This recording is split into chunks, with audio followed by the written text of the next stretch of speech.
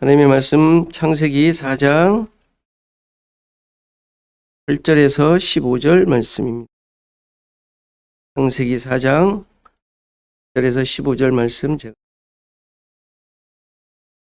가인이 그의 아우 아벨에게 말하고 그들이 들에 있을 때에 가인이 그의 아우 아벨을 쳐 죽이니라.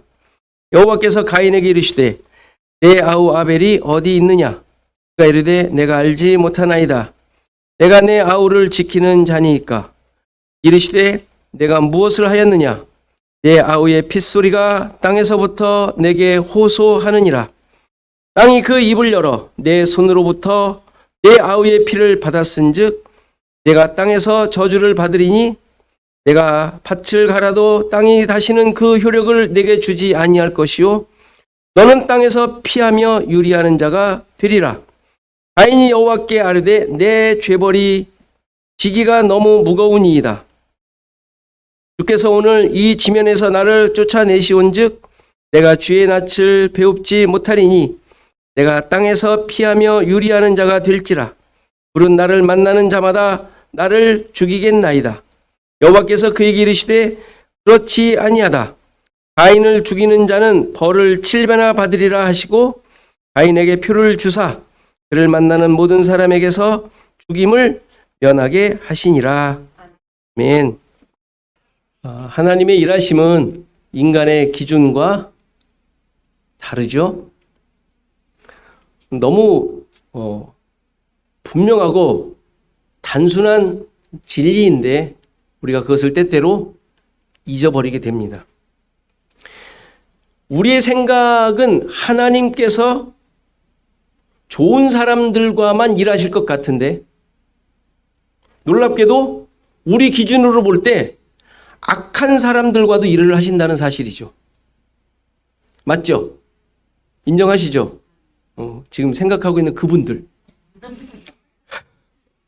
그분들과도 일을 하신다고요. 일하시는 정도가 아니라 그런 사람들을 사용하세요. 사용하시고 그냥 또 버리는 게 아니라 그들 역시 하나님의 사랑과 구원의 대상으로 이끄신다는 사실이에요. 억울하세요? 이런 견해에 대해 여러분들 다 인정하시죠? 이상하게 생각지 않으시죠? 그럴 수 없다고 생각 안 하시죠? 절대 그러면 안 될 거다 이런 생각 안 하시죠? 당연히 안 하실 거예요. 그러셔야 돼요. 왜죠? 우리도 죄인 되었을 때, 우리가 하나님과 원수 되었을 때 예수 그리스도를 보내셔서 우리를 구원하셨잖아요. 내가 원수였던 거는 아닌 것 같은데, 그런 적 없었던 것 같은데, 모르는 일이죠? 자기를 모르는 그 소치죠? 선악의 지식의 나무를 먹은 자의 모습인 거예요. 선악과를 먹은 자들의 기준이기 때문에 그래요. 우리의 생각과 기준이 늘 문제인 거죠. 우리의 기준이 어때요? 생각이 항상 다르고 항상 틀려. 상황에 따라 좌지우지돼. 우리 스스로 알아요. 그러니까 아담과 하와가 왜 선악의 지식의 나무를 먹어요? 그 생명나무인데 자기의 기준과 자기의 판단과 율법적 지식에 의해서 그걸 먹으니까 생명나무가 아닌 선악 지식의 나무가 되는 거예요. 선악과가 되는 거예요. 자기 주관이 생기게 되는 거예요. 다르지 않은 모습인 거예요. 자꾸 그런 판단을 하고 있는 모습이.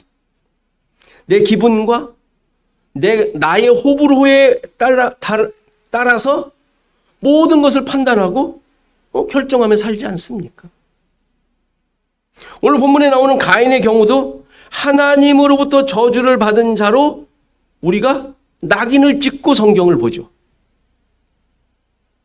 그러지 않았어요? 자, 이제 그걸 바꾸겠어요, 오늘. 앞에서도 계속 많은 것들을 바꿔왔지만 오늘 가인에 대한 여러분들의 선입견을 바꾸도록 하겠습니다. 그는 자신만을 위해 사는 자이고 하나님을 배반하고 떠난 자, 그리고 세상의 기준으로 사는 대표자로 우리가 보아왔어요. 물론 그래요. 그렇게 살았어요. 아담도 그랬잖아요. 하와나 똑같죠. 자기 살 길을 찾아 나선 모습 아닙니까? 그러나 아담이 저주를 받은 것이 이제부터 고생 진탕하면서 살아라 라고 내쫓은 것이 아님을 보았죠. 그렇죠? 그의 모습을 통하여 하나님의 구원 계획이 어떻게 계시되었는지를 확인했잖아요. 아담을 쫓아내신 모습이 저주받은 세상의 삶이 아니라 그 삶 속에 예수 그리스도의 사역이 그려져 있었잖아요. 확인했죠. 가인의 모습이 비록 자신을 위한 삶으로 나아간 것으로 보이지만 놀랍게도 그의 길을 하나님께서 함께 하시며 예비하셨다는 사실을 간과해서는 안 돼요. 가인은 아닌데. 그럼 여러분들은 공평하게 보자고요. 공평하게. 오히려 가인과의 모습, 하나님과의 모습을 보면 아담보다도 더 많은 대화를 한 것으로 나와요.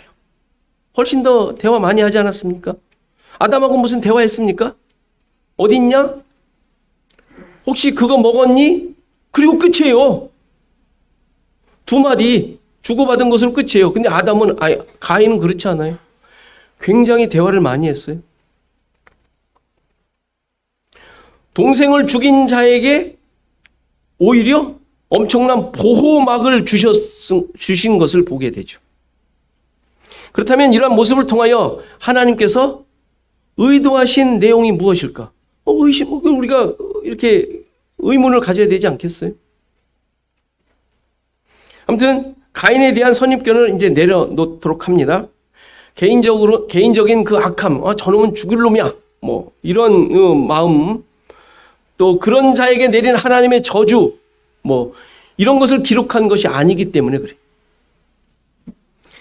아담이 그랬듯이 11장까지 나오는 인물이나 사건들은 아브라함을 부르시기 전까지 그 모든 인물이나 사건들은 하나님의 구속 역사의 그 핵심, 본질 이런 것들을 드러내주는 계시들로 가득 차 있어요.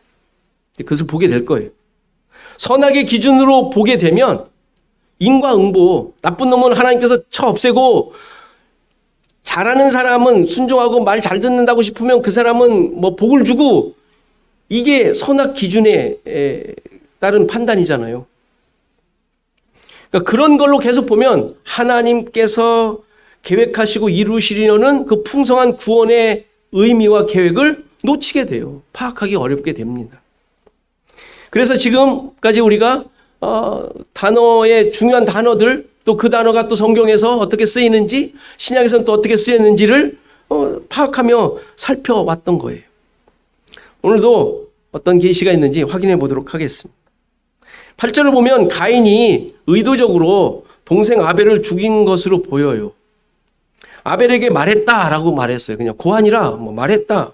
근데 뭐라 말했는지 내용이 없어요. 그 각주를 보면 고대 역본에 우리가 들러 나가자라는 말을 했다는 기록이 있어요.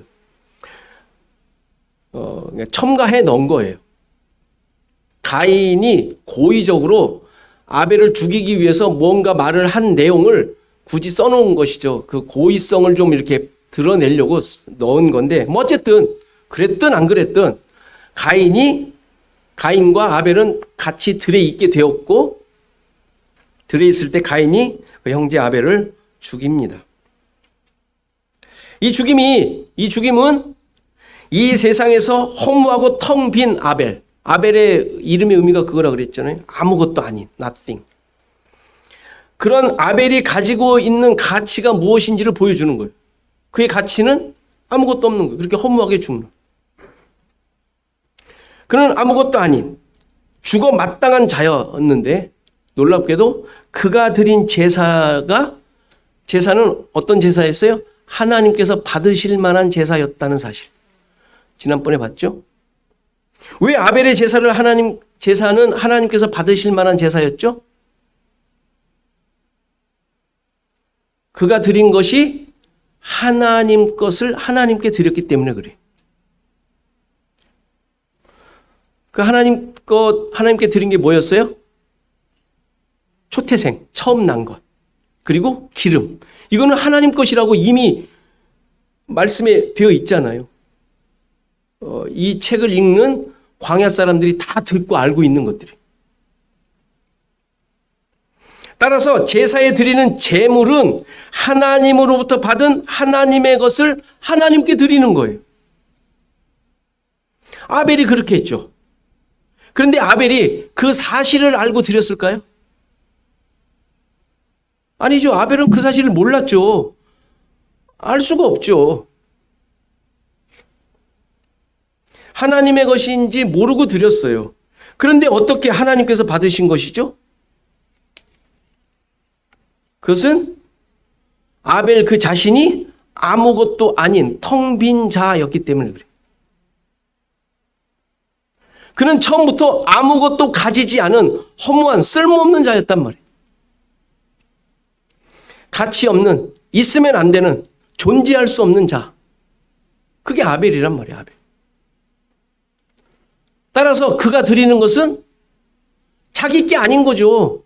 자기는 아무것도 아닌데 자기가 가지고 있는 걸로 자기 가치를 나타내려고 한 적도 없어요. 아니라는 존재로 아벨이 등장한 거예요. 그러니까 이 모습이 의미하는 바가 뭔지 우리는 충분히 이해할 수 있죠.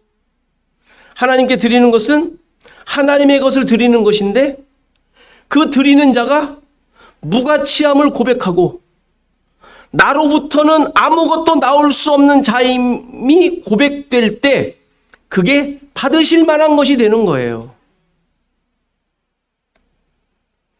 하나님 앞에서의 신자들의 본질적인 모습이 그래야 되는 것이죠. 여러분들은 지금 어떤 모습이세요? 내가 누구인지 곰곰이 생각해 보셔야 돼. 내가 누구인지. 이름 적자 말고 도대체 내가 누구인지. 나를 무시하면 가만히 못 있잖아요. 나띵이 아니잖아요. 그죠? 그러니까 아벨을 보면서 무릎을 안 꿇을 수가 없는 거예요. 하나님 앞에서. 하나님 앞에 있는 우리들이잖아요.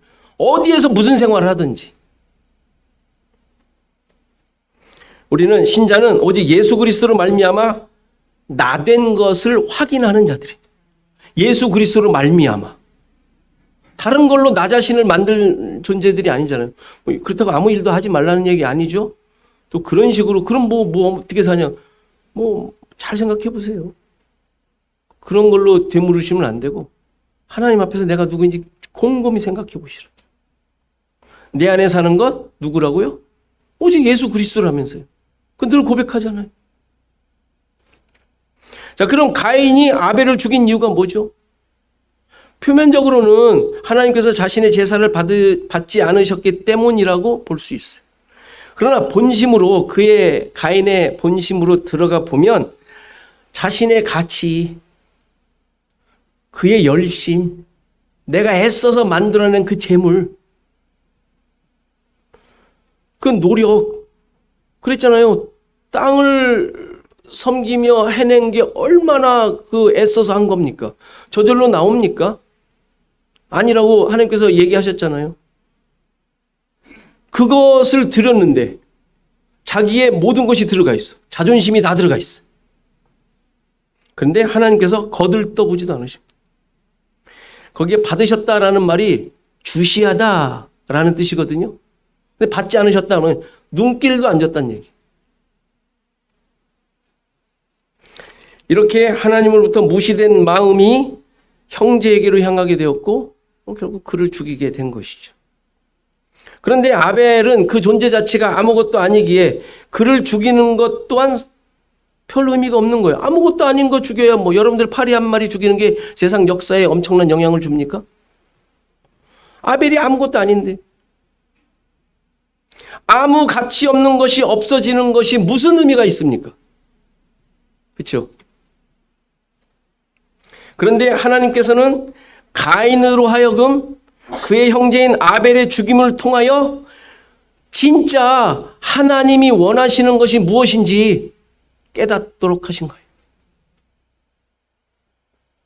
아무도 인정하지 않고 가치 없는 자이지만 그러한 자가 하나님 앞에서 진짜 가치 있는 자이고 그가 드리는 재물을 받으신다는 사실, 이것을 가인으로 하여금 깨닫도록 하신 것이죠. 이것이 하나님의 백성들이 이 세상에서 드러내야 할 진짜 복음인 거예요. 진짜 구원의 내용인 거예요. 그리고 산상수훈에 뭐라 그랬어요? 제일 첫 번째, 가난한 자. 진짜 아무것도 없는 자. 하나님 앞에서 아무것도 없는 자. 근데 그에게 뭐가 주어져요?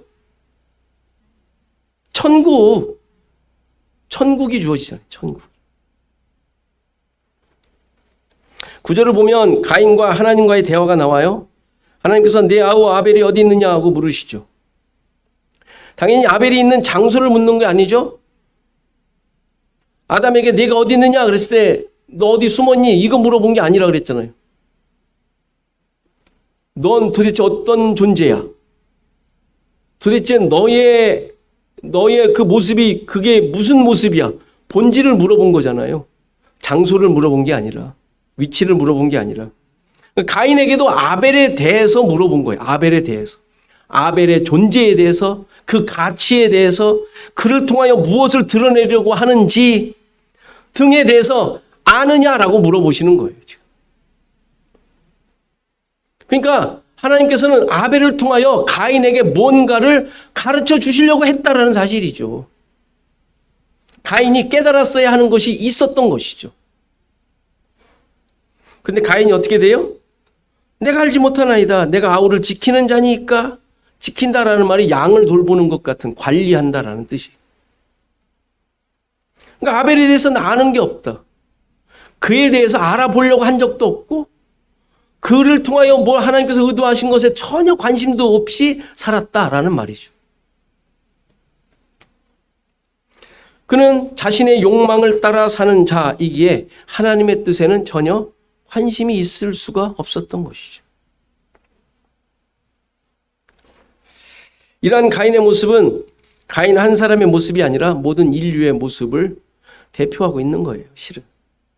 자신의 기준으로 사는 이상 자신이 얼마나 악한 자인지, 하나님 앞에서 멸망받아야 할 자인지, 죄인이 어떤 존재인지 깨달을 수가 없는 것이죠. 그러나 이러한 무지한 죄인을 향하여 하나님께서는 특별한 구원의 계획을 세우십니다. 예수님께서도 십자가상에서 자기를 못 박은 자들에 대하여 이렇게 말씀하셨죠. 누가복음 23장에 아버지 저들을 사하여 주옵소서. 이유가 뭐예요? 자기들이 하는 것을 알지 못함이니이다. 알지 못하는 자를 위하여 예수 그리스도께서는 용서를 구하세요. 자기가 죽으시면서. 앞에서 보았듯이 아담과 하와는 가인을 통하여 하나님의 뜻이 실현되기를 원했죠. 그래서 이름을 짓고 여호와로 말미암아 등남하였다라고 했다 그랬죠. 가인을 얻고 난 어떤 소원을 얘기한 것인데 이것을 다르게 표현하면 여호와를 얻었다. 여호와와 같은 남자를 낳았다. 여호와의 도움으로 남자를 낳았다라는 의미예요. 그 고백한 내용. 그러니까 자기를 통하여 하나님의 일하심이 이제 될 거다라고 기대를 하고 있었던 것이죠. 그런데 그게 어떤 모습이었어요? 자기 뜻으로, 자기 노력으로 하려고 한 모습이 되었던 것이죠. 그래서 가인이 땅을 가는 자가 돼요. 땅을 섬기는 자가 돼요. 근데 아담에게 가르쳐 주셨던 땅을 섬기는 자는 뭐였어요? 예수 그리스도를 통하여 성육신하는 하나님의 구원 계획을 말한 것인데 아담은 그 뜻을 생각지 못하고 자기 아들을 통하여 농사 짓는 자로 만들면 하나님의 뜻이 이루어질 거라고 생각했던 것이죠. 엉뚱하게 적용하는 것 아닙니까? 자기의 뜻과 자기의 소원이 하나님의 뜻을 이용하면 이렇게 인간적인 일이 되는 거예요.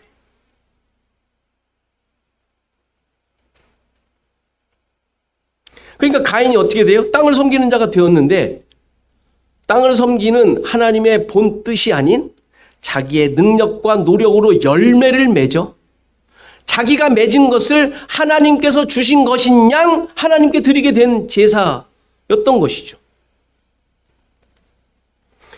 이것을 하나님께서는 가인에게 죄라고 말씀하셨죠. 그러나 이렇게 자기밖에 모르는 하나님의 뜻을 파악하지 못하는 아담과 하와의 타락에서도 그랬듯이 이 가인에게도 하나님께서는 구원 계획을 알려주십니다. 죄인임을 확인하게 하시고 선포하시고 구원의 길을 제시하십니다. 그러니까 하나님께서는 이런 죄인됨, 그의 죄악들을 들춰내시는 것이 목표가 아니라 그리고 나서 하나님께서는 찾아오신다는 사실이에요. 버려져야 할 가인, 죄로 말미암아 죽어야 할 가인이지만 그를 찾아오셔서 구원의 길을 제시하시죠. 구원의 은혜가 주어진 거예요. 10절을 보면 하나님께서 이제 가인에게 계속 질문을 하세요. 내가 무엇을 하였느냐? 내 아우의 핏소리가 땅에서부터 내게 호소하느니라 라고 말씀하시죠. 자신의 모습에 대해 깨닫지 못하는 것을 계속 이렇게 추궁하시는 거예요. 계속 정죄의 추궁이 아니라 깨닫도록 하나님의 의도를 깨닫도록 계속 질문하고 계시는 거예요. 가인이 한 행동은 아벨을 죽인 것이죠. 자신의 생각과 기준과 판단에 의해 아벨을 죽인 거예요. 그런데 동생을 죽인 그 사건이 무엇을 의미하는지 설명하시는 구절이에요. 내 아우의 핏소리가 땅에서 하나님께 호소한다라고 하죠. 이게 무슨 의미일까요? 죽은 영혼이 억울해서 돌아가지 못하고 구중구천을 떠돌아다니고 있다라는 의미일까요? 약간 그런 의미로 들리잖아요. 호소를 한다는데 꿈속에 나타나서 자꾸 울고 있다며요, 아버지가. 그럼 가봤더니 묘가짜리가 떠내려갔다나 어쩌다나 비가 와가지고 이런 얘기일까요? 지금 이거 호소하고 있는 게 그런 호소일까요?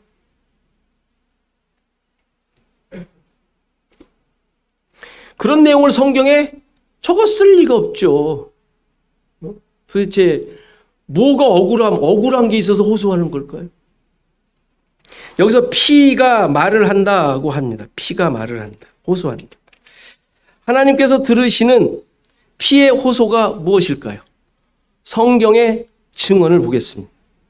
누가복음 11장 50절 보면 창세 이후로 흘린 모든 선지자의 피를 이 세대가 담당하되 곧 아벨의 피로부터 제단과 성전 사이에서 죽임당한 사가랴의 피까지 하리라. 내가 너희에게 이르노니 과연 이 세대가 담당하리라. 피값을 담당한답니다.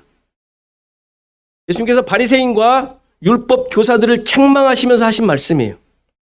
사가랴는 역대하 24장에 나오는 아하스 왕 때 제사장 여호야다의 아들로 추정을 해요. 학자들만의 분분해서 그냥 제가 대표적인 그 견해 하나만 얘기한 거예요. 그 제사장 여호야다로 추정을 하는데 죄를 지적하다가 죽임을 당합니다.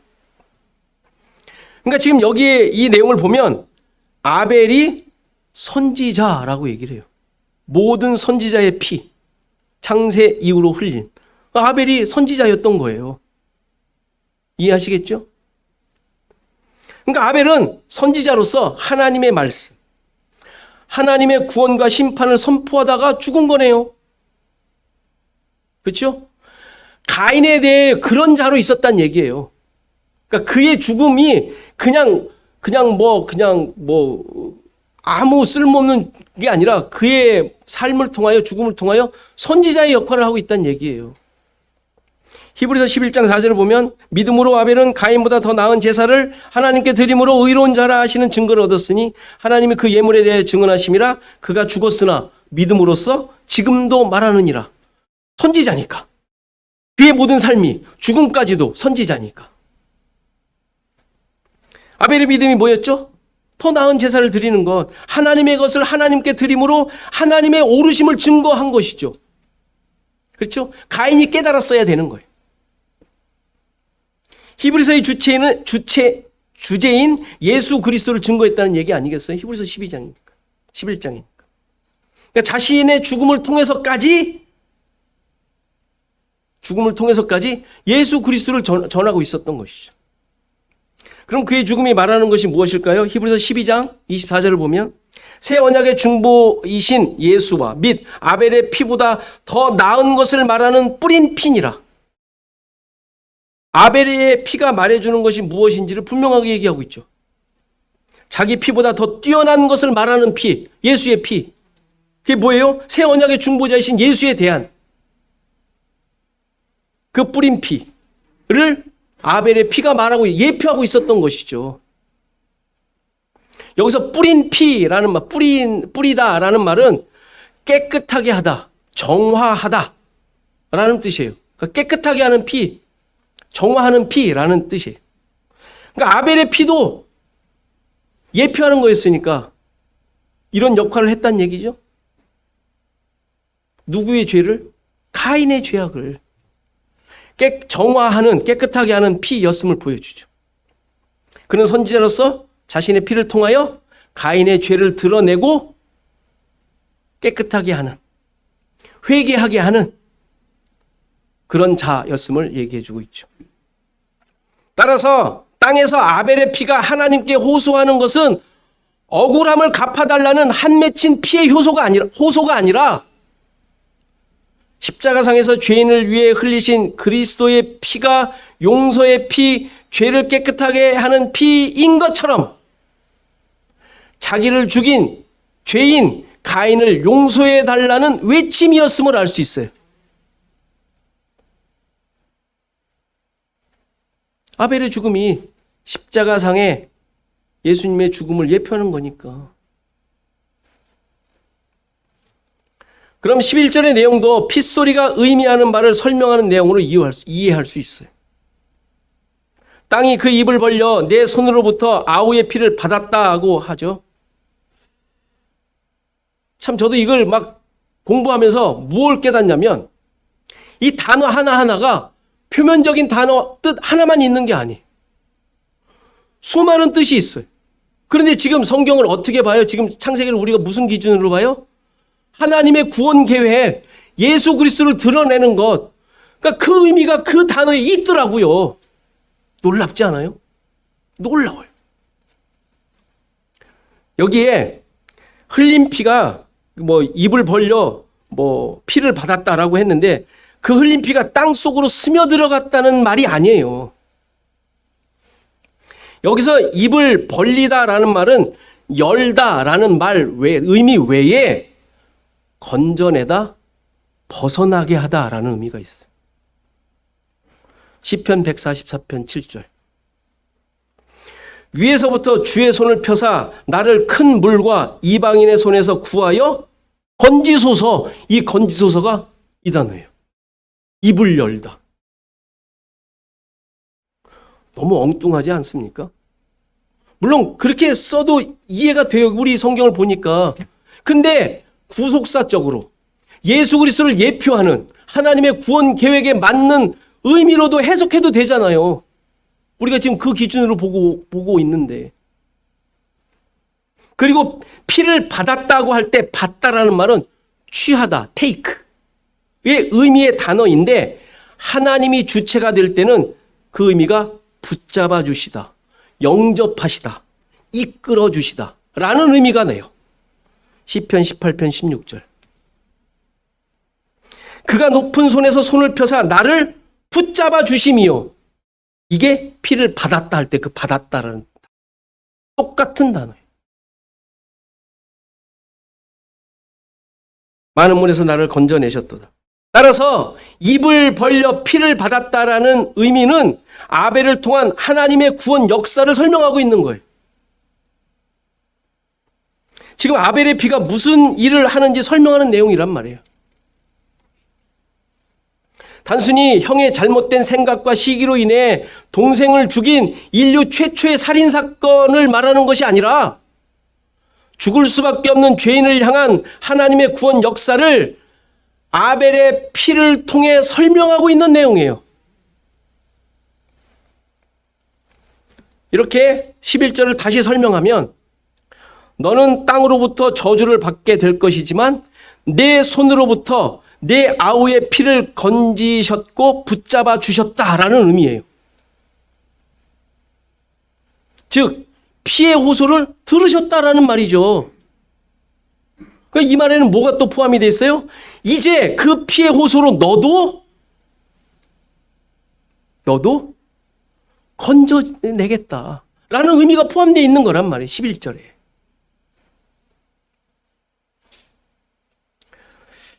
자, 오늘은 여기까지만 하겠습니다. 다 15절까지 하려고 그랬는데 너무 많더라고요, 양이. 12절은 그 저주의 내용이에요. 저주를 받았다는데 근데 저주의 내용이 골탕 먹이는 저주가 아니에요. 13, 14절은 가인이 호소하는 내용이에요. 하나님께 부탁하는 내용, 호소. 15절은 하나님의 구원의 표. 그 표 줬다 그랬잖아요. 그게 무슨 표겠어요? 다음 주까지 숙제로 연구해 보세요. 우린 지금까지 계속해서 창세기를 통하여 하나님의 구원 계획을 살폈어요. 단순히 예수 그리스도를 약속하시는 정도의 계시가 아니라 이미 처음부터 예수 그리스도를 통한 구원을 분명하게 드러내셨던 것이죠. 가인 역시 우리의 본 모습을 그대로 보여주는 죄인의 본보기이고 이 죄인을 구원하시는 것은 내가 죽이고 무시하고 무가치하고 아무 능력이 없는 아벨과 같은 자를 통하여 이루어질 것임을 보여주시는 기록이란 말이에요. 여러분들의 구원은 어떻게 일어났어요? 우린 너무 쉽게 예수 그리스도의 십자가의 능력으로 구원받았다고 고백합니다. 틀린 고백은 아니지만 너무 겉핥기식으로 너무 쉽게 배운 것으로 얘기하는 것 같은 느낌이에요. 내가 누구인지 얼마나 가치 없는 존재인지 고백되어야 되지 않겠어요? 가인과 같은 자. 정말 그렇게 말해줘도 못 알아듣는 자. 아직도 완악하여 고집을 버리지 않고 있는 우리. 이런 것들이 확인되어야 되지 않겠어요? 정말 뼈저리게. 정말 뼈저리게 이렇게 확인이 되면 누굴 욕하겠어요 도대체? 여러분들이. 내가 누굴 욕하겠어? 왜? 내가 그 걔보다 더 못났는데. 이제 걔라는 게 누군지 아시죠? 이제 전부 또 써서. 내가 가인과 같은 존재를 고백해야 합니다. 내가 예수를 죽인 자라는 걸 고백하셔야 돼요. 예수를 죽인 바리새인들인 거죠. 아니 그보다도 훨씬 더 못한 자들임을 성경이 지적하고 있는 거예요. 내 안에 있는 선악 지식의 기준, 나를 만드는 그 죄의 욕망들, 옳다고 생각되는 그것들, 내 자존심을 흔드는 것을 인정하지 못하는 그 모습들, 이러한 것들로 가득 찬 존재라는 사실을 아벨의 피를 통하여 확인토록 하는 거예요. 아벨의 피 아무것도 아니잖아요. 근데 그걸 받으셨네 하나님은. 성탄절입니다. 우리를 구원하시기 위해 오신 주님을 기뻐하는 것도 좋지만 그 기쁨의 이유를 우리는 더 깊이 생각할 수 있어야 돼요. 구원은 나 좋으라고 이 세상에서 큰 소리치며 살라고 주신 것이 아니라 죽었던 나, 죽을 수밖에 없는 죄인을 찾아오셔서 가인 같은 이런 존재였음을 알게 하시고 이제부터 아벨의 삶을 살도록 바뀐 자들임을 고백하며 살라고 구원을 주신 거예요. 뭐 희희낙낙하며 살라 그런 게 아니라. 성탄절은 예수님의 오심을 기뻐하는 날이지만 그것만이 아니라 예수님을 따라야 할 자들이 다짐을 하는 날이에요. 옆 사람에게 주님을 따릅시다 고백하시죠. 확 그냥 안 나오더라도 하세요.